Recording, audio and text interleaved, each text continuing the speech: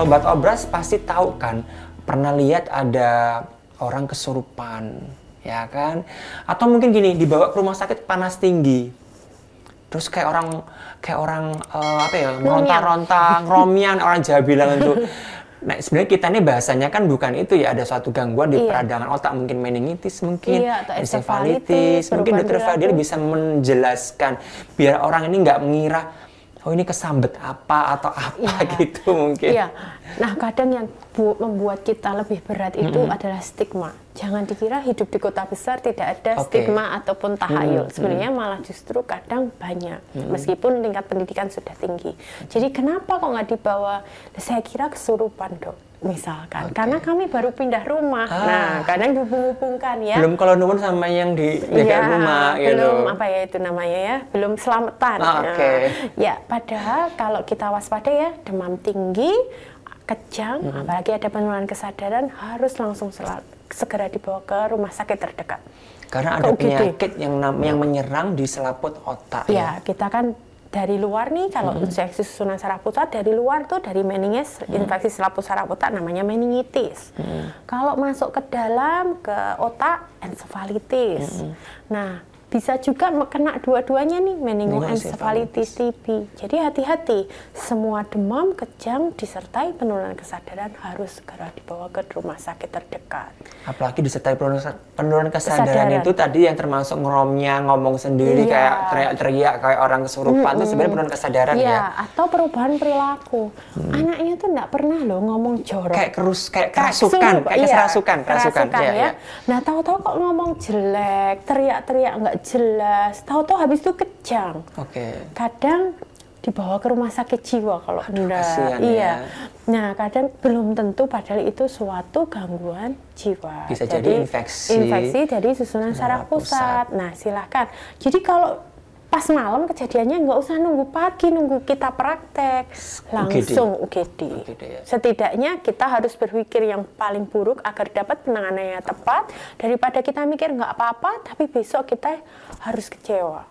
Dan makanya untuk menghindari itu ada nggak sih sebenarnya dok? Selain imunisasi ya tentunya ya. Karena beberapa vaksin kita kan kayak HIV, hemofilus influenza B, meningitis, kemudian Japanese encephalitis itu untuk mencegah. Terus PCV itu kan mengandung bisa untuk meningitis, bisa untuk radang paru.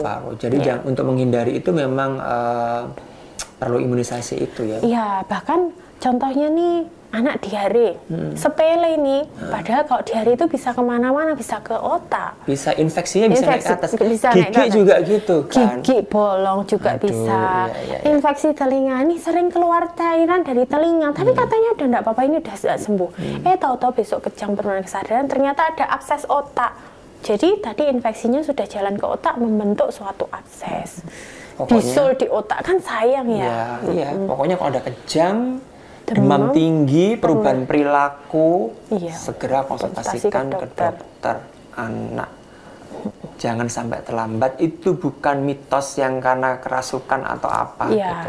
Dan anak itu dari 0 sampai 18 tahun. Yes, jadi kalau ada anak umur 0-18 tahun, maksudnya ke dokter anak ya pastilah ya. Karena 18 itu memang masa-masa peralihan ya. SMA gitu kan udah malu nih pembentukan kepribadian. It's okay gitu. Mungkin ada pesan-pesan dok yang mau disampaikan kepada masyarakat tentang apa ya, secara keseluruhan lah. Mungkin himbauan tentang dari sisi neurologi anak itu yang ingin disampaikan buat masyarakat apa dok? Ya tadi ya, kalau ada perubahan perilaku, kemudian ada perubahan kesadaran atau ada kejang, harus segera konsultasi. Dan berhubungan dengan perkembangan, setiap orang tua menjumpai red flag, silahkan konsultasikan sebelum terlambat. Red flag itu hal-hal yang harus diwaspadai oleh orang tua. Tadi kan kita udah bahas tuh tentang red flag, mungkin di episode yang sebelumnya ya. Jadi tanda-tanda bahaya yang harus kita waspadai. Kapan sih kita harus aware warning buat kita? Sebenarnya di KMS sebenarnya sudah ada. Di KIA, di buku SD dalam kami terbaru sudah lengkap. Iya, dan sekarang informasi pun sudah luas. Gunakan website atau Instagram dari dokter-dokter yang memang sudah tervalidasi. Dan jangan Ikatan Dokter Anak Indonesia pun juga sudah lengkap. Sudah punya website, sudah ada Instagram, ada aplikasi Primaku untuk pertumbuhan perkembangan. Nah, Jadi orang tua manfaatkan dengan baik, jangan sampai salah informasi, Iya. jangan malas membaca. Jadi orang tua itu memang repot, memang harus membaca, belajar, Ya. biar nggak panik. tidak boleh ilmu warisan atau ilmu titen, ya. Apa itu, Dok? Jadi misalkan, menurut orang tua saya dulu ini kalau di hari itu mau pintar. Oke, misalkan siap. gitu ya. Oke. Jadi ini nggak apa-apa, nggak usah dibawa. Tahu-tahu datang dehidrasi berat kejang. Oke. Ya. Jadi orang tua harus mencari informasi yang akurat, Oke. up to date, tentunya karena ilmu berkembang sangat cepat. Itu loh pentingnya sebelum menikah, bahkan Iya. sebelum punya anak itu harus siap belajar, Belajar dulu. dulu. Baca, nonton YouTube ini. Jangan lupa. Oke, Dokter Fadil, terima kasih banyak. Ya, Semoga sama-sama, bermanfaat. Dokter Adi. Nanti kalau ada yang mau konsul-konsul, ngobrol-ngobrol, mungkin bisa ketemu langsung Dokter Fadila di rumah sakit ataupun di klinik ataupun melalui telekonsultasi juga bisa. Ya, Terima terima kasih. kasih. Salam sehat buat kita semua. Assalamualaikum. Waalaikumsalam.